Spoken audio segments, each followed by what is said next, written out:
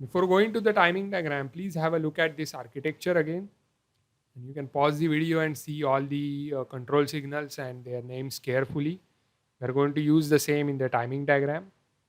So in the first T state, so first of all, the timing diagram is drawn with reference to the processor clock. Okay. The clock cycle starts from the positive edge of the clock. Now let's start with the first T state. In T1 is in the first clock cycle. We want to set the memory address register to the address line. So we are setting the MAR in signal high.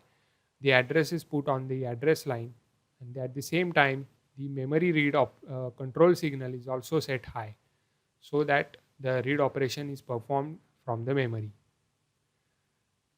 The other signals are currently having no data present. Okay, let's go to the next T state. In T2, the most important signal we are setting high is MBR signal.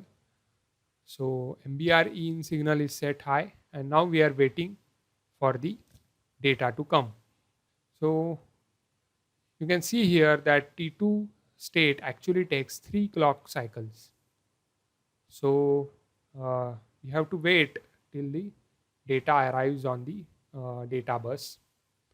So after 2 clock cycles, the data arrives and the MFC signal, that the memory fetch complete signal, is set high. And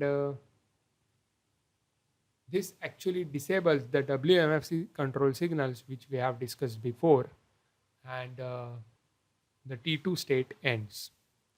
Now we have the data in the memory buffer register. We have to, in the last T state, we have to just put that data on the control, on the internal CPU bus.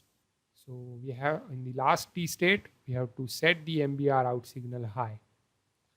So this is all we have to do, and along with the register in signal. So this is basically the timing diagram for the memory read operation. I hope you have understood it functioning, so you can work with the detailed timing diagram. This is all about memory read micro operation. See you in the next video. Thank you.